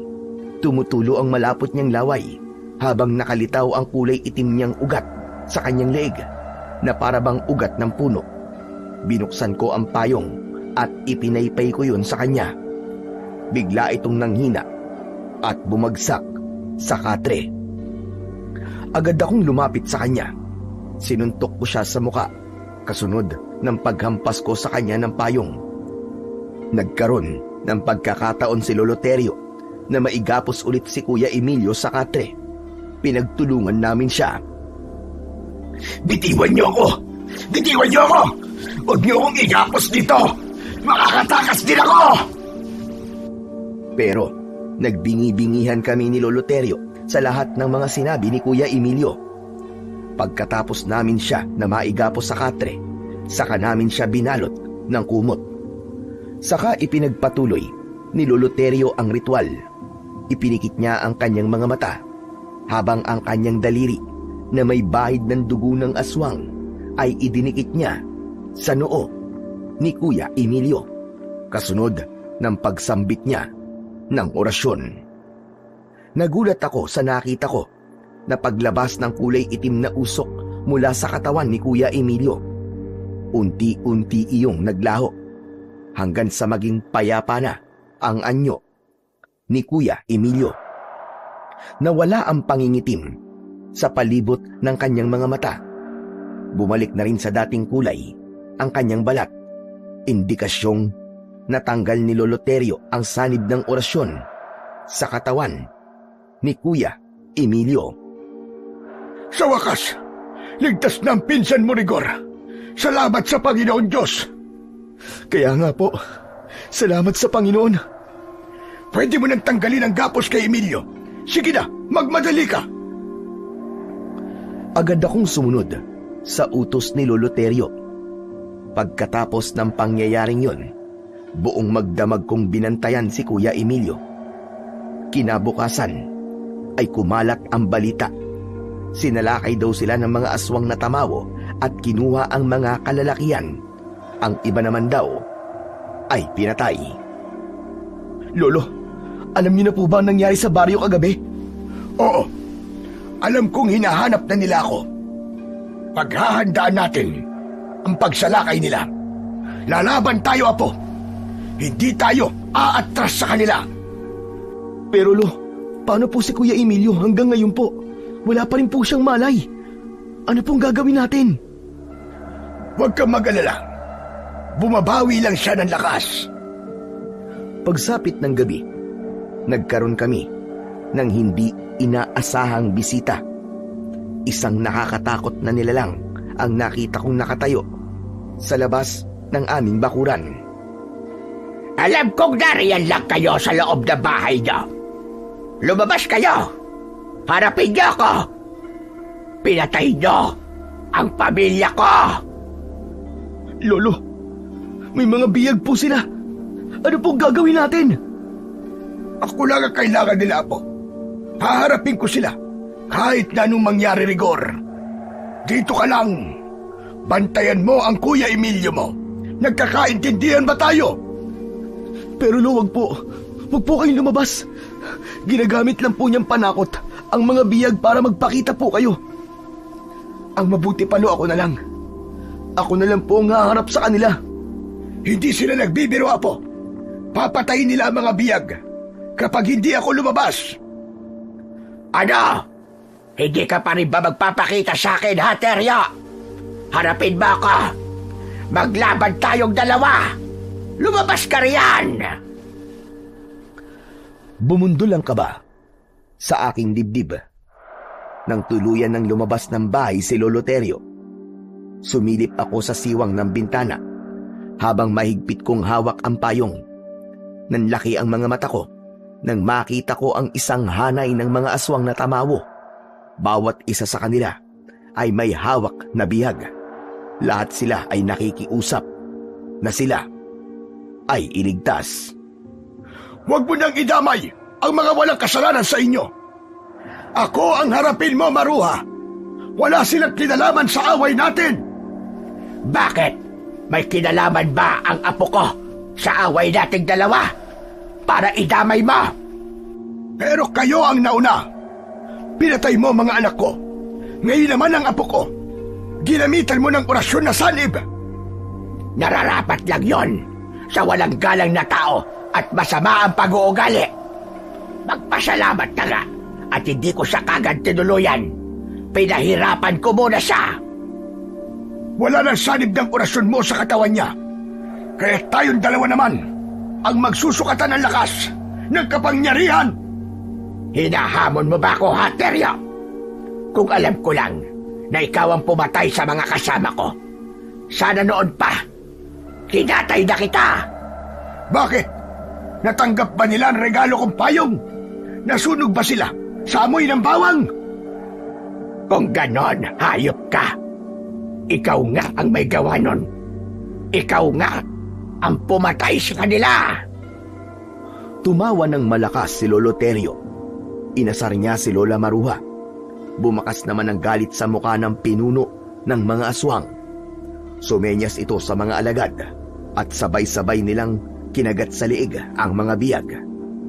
Dala ng pag-aalala ko, tumalon kagad ako palabas sa bintana at agad na sumugod sa mga kalaban. Nilapitan ko ang mga aswang na tamawo. Binuksan ko ang payong at yun ang ginamit kong pananggalang laban sa mga kuko ng mga aswang. Kaya marami akong nailigtas na biyag. Ang talim mula sa hawakan ng payong ang ginamit ko na pansaksak sa mga kalaban ko. Mga hayop kayo! Tikman nyo ngayon ang lupit ng ganti ko! Bawat pagwasiwas ko ng talim sa ere, tumatama yon sa katawan ng mga aswang. Bumabagsak ang mga ito sa lupa, habang si Lolo Terio naman ay abala na rin sa pakikipaglaban. Sige, mga alagad! Patayin silang lahat! Wala kayong paliligtasin! Nakita kong bumagsak sa lupa si Lolo Terio. Lolo, bumangon ka! Lumaban ka! Huwag kang susuko! Sa muli kong paglingon sa kinaroroonan ni Lola Marua, mabilis siyang nakalapit sa akin sa pamamagitan ng pagtalon. Sinakal niya ako sa leeg at pilit na inaagaw ang hawak kong payong. Ibigay mo sa akin yan! Akin yan, sandatang yan! Sige, hawakan mo! Kunin mo! Sayong-sayo na! Aray! Aray ko! Bakit mainit? Ano ito? Anong meron sa payong na ito? O ano? Napaso ka, no? Tanga! Hindi mo mahawakan yan! Kampun ka kasi ng kadiliman! Umikot ako at siniko ko ang kanyang muka.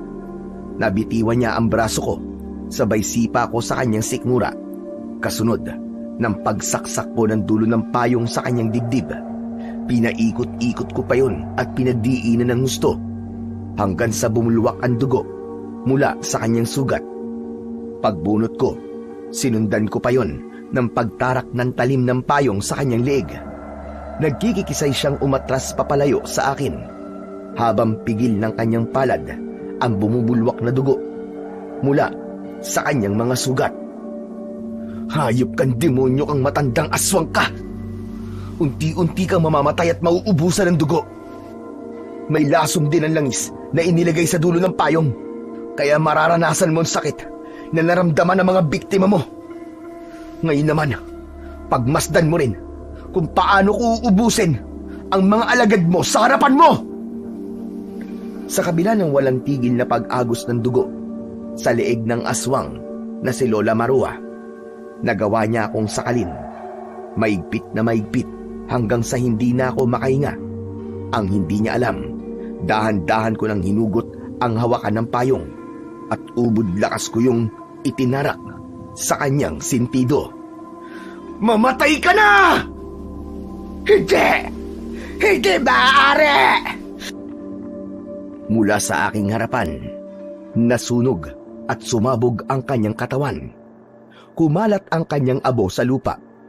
Ganon din ang mga alagad niya na pinatay lahat ni Lolo Terio. Habol ang hininga na napatingin kami sa paligid. Ang mga bihag kanina na kinagat ng mga aswang ay ginamot namin ni Lolo. Sobra silang nagpapasalamat sa aming ginawang pagliligtas sa kanilang buhay. Nang mga sandaling yun, wala kaming kaalam-alam na ang lahat ng yun ay nasaksihan pala ni Kuya Emilio. Pagdating namin sa gawi niya, ay napansin namin ang luha sa kanyang mga mata. Nagkatinginan kami ni Lolo Terio. Kuya Emilio, kumusta na ang pakiramdam mo? Ayos na ako, Rigor. Ayos na. Hindi lumapit si Lolo Terio, pero si Kuya Emilio, lumapit siya kay Lolo Terio bilang pagpapakita ng kababaang loob. Lo, patawarin niyo po ako. Masyado po ako nagpadala sa galit. Hindi ko po naisip ang nararamdaman niyo. Patawarin niyo po ako, Lo. Nagkamali ako sa panguhusga sa inyo. Patawad! Emilio, pinatatawad na kita. Nagkamali rin naman ako. Patawarin mo rin ako sa aking mga nagawang kasalanan. Hinayaan kong isipin niyo na aswang ako. Matagal kong sinisi ang aking sarili sa nangyari sa mga magulang ninyo. Kaya bilang parusa ko sa sarili ko, tinanggap ko ang galit mo, Emilio. Para kahit papano, mapagbayaran ko ang kasalanan ko sa inyo. Dahil hindi ko nagawang mailigtas ang inyong mga magulang. Saka ko lamang din naintindihan kung bakit hindi nagpaliwanag sa amin si Lolo Terio. Yun ang paraan niya para mabawasan ang sakit ng pagkawala ng kanyang mga anak. Naunawaan ni Kuya Emilio ang kanyang pagkakamali at pinagsisihan ang nagawang kasalanan. Sa kasalukuyan po, isa na siyang pari At ako naman po ay isang pulis na nakadistino dito sa Maynila. Hanggang dito na lang po ang sulat ko. Maraming salamat po sa inyong pakikinig. Sa kwento pong ating napakinggan ay nagpapatunay lamang na ang anumang paglilihim ng sikreto ay may kaakibat na panganib at maaari itong maging mitya ng kaguluhan kapag hindi napigil. At maaari din itong gamitin ng kasamaan upang ikaw ay sakupin. Ang init ng ulo at pag-iiganti ay kailanman walang maidudulot na mabuti. Bagkus ay lalo lamang nagpapabigat sa sugat na nasa ating puso. Ngunit sa kabila ng lahat, nananatiling totoo na mas matimbang ang dugo kaysa tubig. At ang pagmamahal sa pamilya ang siyang patuloy na nangingibabaw. Kaya't sa bawat pagsubok, piliin nating maging mabuting tao, umiwas sa alitan at paliwigin ang pagmamahal at pananampalataya sa poong may kapal, sapagkat dito nagmumula ang tunay na lakas at kapayapaan.